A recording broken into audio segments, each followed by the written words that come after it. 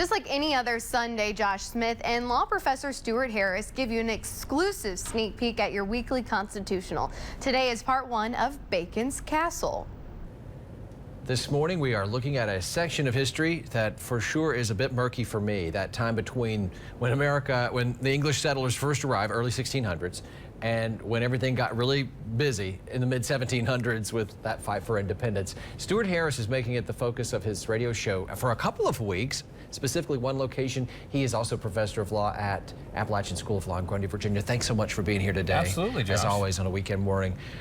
So take us to this time. This is 1607. Yeah, 1607 is when the British settlers showed up at Jamestown. And we know, because we're taught in school, about the 1750s, 60s, and 70s. Right. But you're pointing out and have visited a place that was significant because of what happened in between then, right? Exactly. You know, it's 169 years from Jamestown to the Declaration of Independence, but how much do we really know about the 1600s in America? Yeah.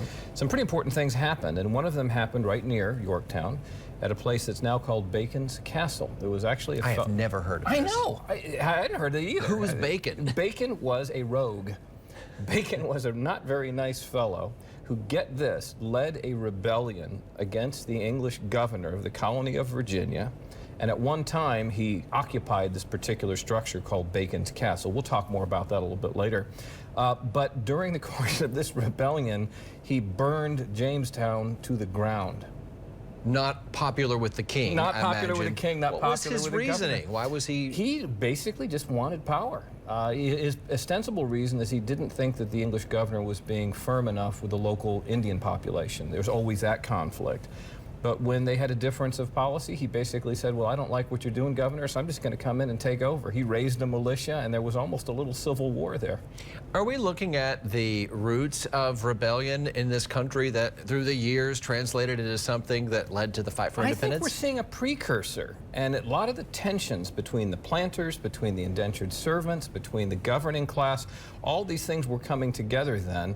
Now, it wasn't all about no taxation without representation, but it was about tension between the colonists and between England. It was almost exactly 100 years before our revolution, so it was a precursor.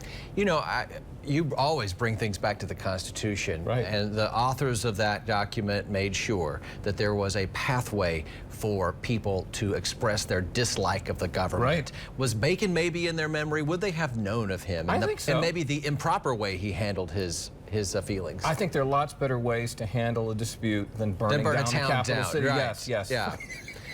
Well, I just wonder why he's so invisible from our history. I don't know. But if you visit Bacon's Castle, then you'll find out all about him. Well, I have lots of questions about this. Okay, we'll talk about them next week. Okay. Because this is a two-parter. And that doesn't happen often on your show. No, it doesn't.